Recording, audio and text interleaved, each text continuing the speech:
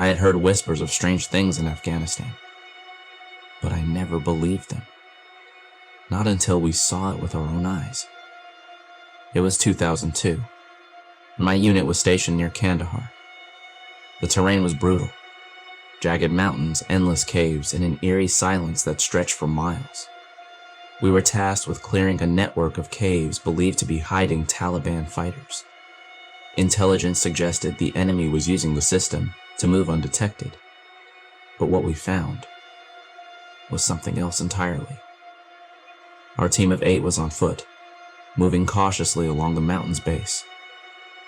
The entrance to the cave system loomed ahead, a dark hole carved into the rock. It looked unnatural, too perfectly shaped, too deep. Something about it made my skin crawl. Inside, the air was stale and suffocating. The deeper we moved, the stronger the stench became, like rotting meat mixed with decay. Then we saw the bones, piles of them, stripped clean.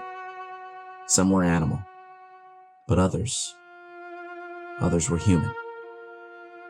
Jesus, muttered Corporal Hayes. What the hell is this? A low growl rumbled from the darkness ahead. Every hair on my body stood on end. We raised our weapons. Then we saw it. A massive figure, at least 12 feet tall, emerged from the shadows. Its skin was a deep leathery red, stretched over an impossibly muscular frame. Long matted hair hung down its back, and its eyes, burning orange, locked onto us with a primal, murderous hunger. It clutched a massive spear, the tip caked in old blood. "Open fire!" someone screamed. Bullets tore through the cave, deafening in the enclosed space. But the thing barely flinched. It let out a roar that shook the very walls, charging with terrifying speed. It impaled Sergeant Daniels before we could react, lifting him like a rag doll and slamming him against the wall. His screams were drowned out by the sound of cracking bones. We scrambled back, unloading everything we had. Finally, a well-placed grenade sent the creature crashing down. We didn't wait to see if it was dead. We grabbed Daniel's broken body and ran. Outside, we radioed command. A retrieval team was sent, but when they arrived, the cave was empty. No blood, no body, no bones, as if nothing had ever been there. They told us to forget what we saw, to chalk it up to stress and exhaustion. But we knew the truth. The locals had spoken of giants for centuries. Legends passed down about ancient beings that stalked the mountains. We had laughed it off. We weren't laughing anymore. When we made it back to base, word got around about what we had seen. Some of the Afghan villagers approached us cautiously, their faces grim. An elder pulled me aside one evening and, in hushed tones, told me stories I wish I had never heard. He spoke of the devourers of men, creatures that had roamed these mountains long before any civilization dared to settle there. He said they were the remnants of something older than time, beings that had lived in the deep places of the earth, surfacing only when the land was disturbed. Another villager, a younger man, whispered about a group of shepherds who had vanished years ago near the same caves. Their goats had been found, torn apart and scattered across the rocky slopes, but not a single trace of the men was ever discovered. I tried to convince myself it was just folklore, that we had encountered some undiscovered species, something explainable. But deep down, I knew better.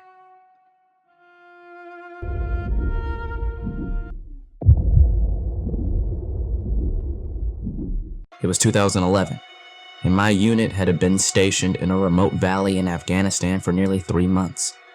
We were used to the tension, the sudden firefights, the endless dust that clung to everything. But nothing could have prepared us for what happened at Outpost Sentinel. Sentinel was an abandoned Afghan village turned military outpost, nestled between steep mountains that blocked any radio signals. We were sent to reinforce it after reports of Taliban activity in the area. But when we arrived, something felt off. The previous unit that had occupied Sentinel had left in a hurry. There were still half-eaten MREs, boots, and personal items scattered around, but no one ever explained why they left so suddenly. The first night was uneventful, but something about the silence didn't sit right. The usual nighttime sounds, distant gunfire, howling winds, were absent. It was like the valley itself was holding its breath. On the second night, I was on watch duty with Corporal Diaz. Around 1:30, he nudged me and pointed to the ridgeline. "You see that?" he whispered. I followed his gaze and felt my stomach twist. A figure stood on the ridge, completely still. Too tall to be an Afghan villager, too motionless to be a normal patrol scout.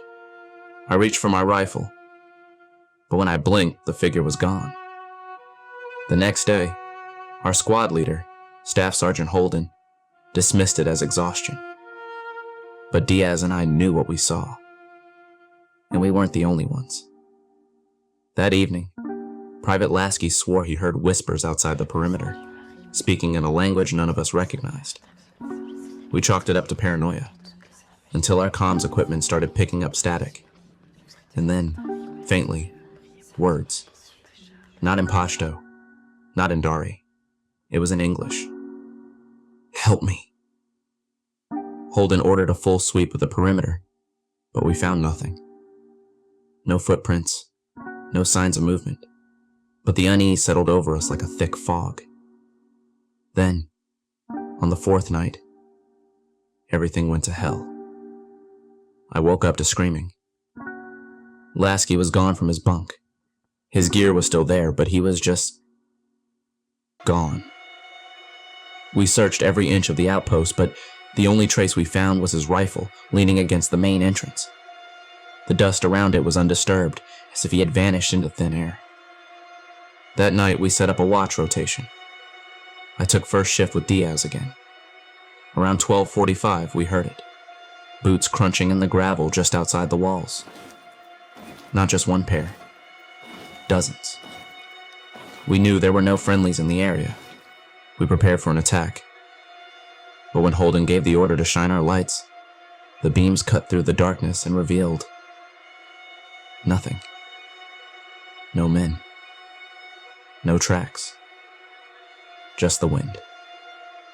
At sunrise, we called in an urgent request to leave Sentinel. HQ finally approved our withdrawal, but the exfil wouldn't arrive until the next morning. That last night, none of us slept. We sat in a tight circle, weapons ready, waiting. Then just past midnight, the whispers started again. Only this time, they were inside the outpost. Holden was the first to react, spinning toward the sound. He fired a single shot into the darkness before freezing. His face went pale, eyes wide in terror. "There's someone behind us," he whispered. I turned, expecting an enemy combatant.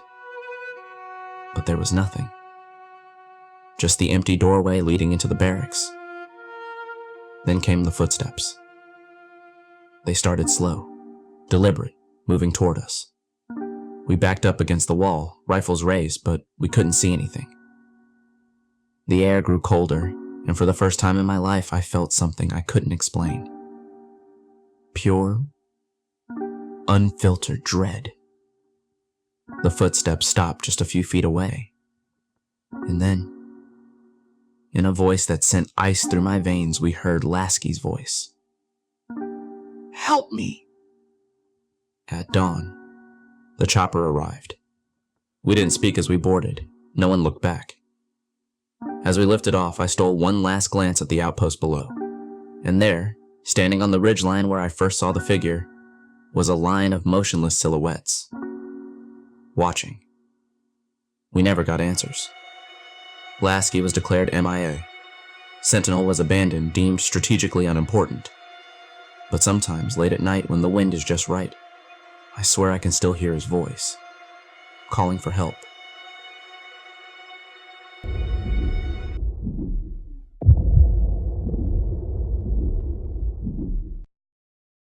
War changes the way you see the world. But some things, some horrors, have nothing to do with war at all.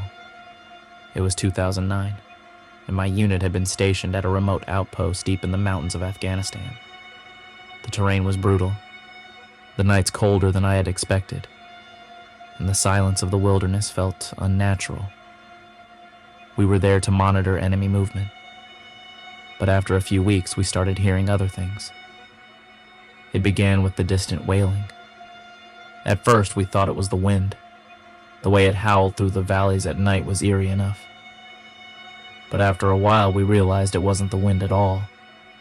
The sound was different, higher pitched, almost human but distorted, like someone crying out from miles away. One night, Corporal Mitchell swore he saw something moving along the ridgeline. "Someone's out there," he whispered, eyes locked on a dark silhouette against the moonlit sky. The figure stood unnaturally still, just watching. No weapon, no movement, just standing there. We called it in, assuming it was a scout for the Taliban. A team was sent to investigate, but by the time they got there, the figure was gone. No footprints, no tracks in the dirt. Nothing. A few nights later, we heard the wailing again. Closer this time. And then, the knocking started. It was always the same. 3 slow, deliberate knocks against the outpost's outer walls. It made no sense. We were stationed in an open area with no cover nearby. No one could have snuck up without us seeing them. One night, Private Davis had enough. "Screw this," he muttered, grabbing his rifle. He stepped outside the bunker, shining his flashlight across the darkness. Nothing. He was about to turn back when the light flickered. Just for a second. But when it came back, someone was standing just at the edge of the light. Not moving. Not speaking, just standing there. Davis bolted back inside, slamming the door shut. "We're not alone," he gasped, his face drained of all color. After that night, everything escalated.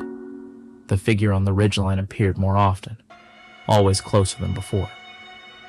Some of the guys started refusing to do night patrol alone. One morning, we woke up to find deep scratches on the walls of our outpost. Long, jagged claw marks that hadn't been there the night before. Then, Sergeant Collins went missing. It happened during his night watch. We heard nothing. No struggle, no gunfire, just silence. When we searched for him at dawn, we found his rifle lying in the dirt about 50 feet from the outpost. There were footprints leading away from the site, but they weren't his. They were larger, deeper, like someone or something had dragged him into the hills. We never found him. Command chalked it up to enemy action, but none of us believed that. The Taliban would have left a body, or at least made a statement. Instead, all we had was silence. On our final night at the outpost, just before we were ordered to relocate, we heard the knocking again. 3 slow, deliberate knocks. But this time, they came from inside the bunker. We left at sunrise. To this day, I don't know what we encountered in those mountains. I try to tell myself it was just the stress, the exhaustion, the isolation getting to us. But sometimes when I see a dust storm rolling in or catch the scent of burning sand, a chill runs down my spine. Because deep down, I know.